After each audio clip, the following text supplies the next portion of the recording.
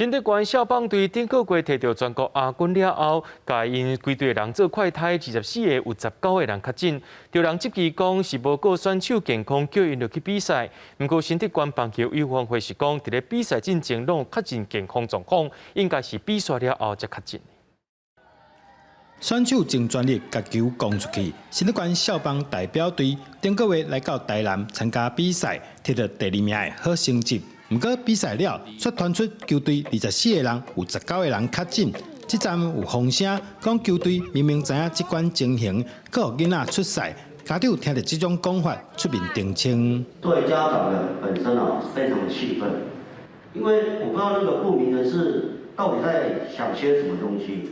既然都一切按照大会的规定，比赛也按照如期去进行，那最后发生问题了，把后续的问题解决好就好，不用去伤害到小朋友。扭曲事实，说我们教练明明知道孩子已经染疫，还让孩子们上场，完全不是事实。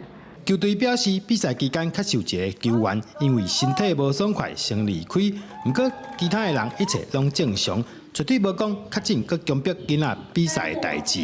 新德县棒球委员会也要求传消息的管议员出面道歉，若无排除提告。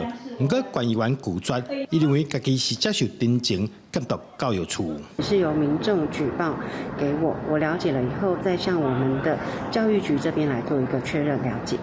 那我发现教育局的部分并没有完全掌握我们球员的一个状况，甚至在这个确诊人数上面也有一个不是很确定的一个情形。未来也希望新竹县教育局制定一个好的 SOP 来保障学生的安全。教育处回应讲，比赛进前拢会要求学生落实防疫措施，而且随时注意身体状况。